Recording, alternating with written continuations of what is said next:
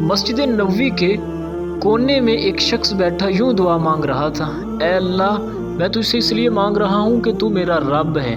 تجھ سے نہ مانگوں گا تو پھر کس سے مانگوں گا، تیرے آگے ہاتھ نہ پھیلاؤں تو کس کے آگے جولیاں لے کر جاؤں گا، اے اللہ تو میرا رب ہے، میں تجھ سے اس لیے مانگ رہا ہوں۔ نبی کریم صلی اللہ علیہ وآلہ وسلم نے فرمایا کہ جاؤ اس شخص سے جا کے کہہ دو اللہ نے تمہاری دعا کو قبول کر لیا ہے۔ بندہ جب اپنے رب سے اسے رب سمجھ کے مانگتا ہے تو نبی رحمت صلی اللہ علیہ وسلم نے فرمایا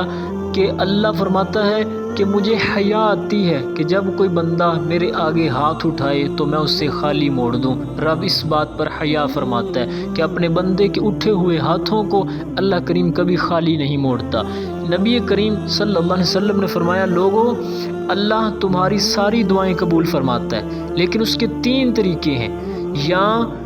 تو جو تم مانگ رہے ہو رب تمہیں وہی عطا کر دیتا ہے جو تم نے اپنے رب سے سوال کیا ہے، جو مانگا ہے وہی تمہارا رب تمہیں عطا فرما دیتا ہے، یا وہ تمہارے حق میں بہتر نہیں ہوتا جو تم مانگ رہے ہو، تم بے شک بڑے بے چین ہو، بڑے تڑپ رہے ہو، یا تو جو تم نے مانگا تمہارے رب نے تمہیں وہی دے دیا، یا وہ تمہارے حق میں بہتر نہیں ہوتا، اللہ اس کے بدلے میں تمہیں کوئی اور بہتر چیز عطا فرما دیتا ہے۔ اور حضور صلی اللہ علیہ وسلم فرماتے ہیں کئی دفعہ ایسا بھی ہوتا ہے کہ تمہارے حق میں کچھ بھی بہتر نہیں ہوتا، فرمایا دعا تمہاری اللہ پھر بھی رد نہیں کرتا، تیسری صورت میں رب تمہاری دعائیں ذخیرہ کر لیتا ہے، اکٹھی کر لیتا ہے، اور ان دعاؤں کے بدلے میں اللہ قیامت کے دن تمہیں اجر عطا فرمائے گا۔ اور فرمایا جب بندہ قیامت کے دن اپنے رب کے حضور آئے گا دیکھے گا کہ نیکیوں کے بڑے بڑے پہاڑ لگے ہیں، بڑی بڑی نیکیاں، اسے یاد ہی نہیں پڑ رہا ہوگا کہ میں نے دنیا میں اتنی بڑی نیکیاں کہاں کی ہیں۔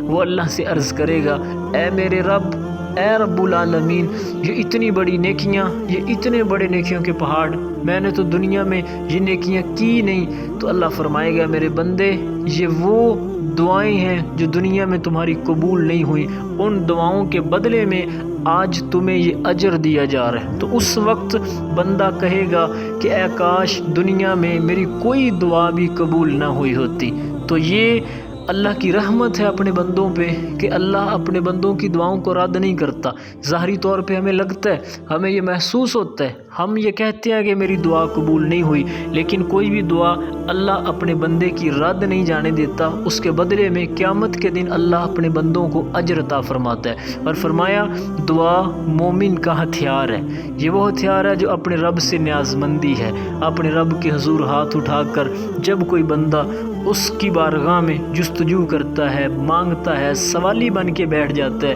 وہ بڑا بے نیاز ہے، وہ بڑا مہربان ہے۔ جب کوئی بندہ اللہ کے حضور سچے دل سے ہاتھ اٹھا کے مانگتا ہے پھر اللہ اپنے بندوں کے اٹھے ہوئے ہاتھوں کو کبھی خالی نہیں موڑتا۔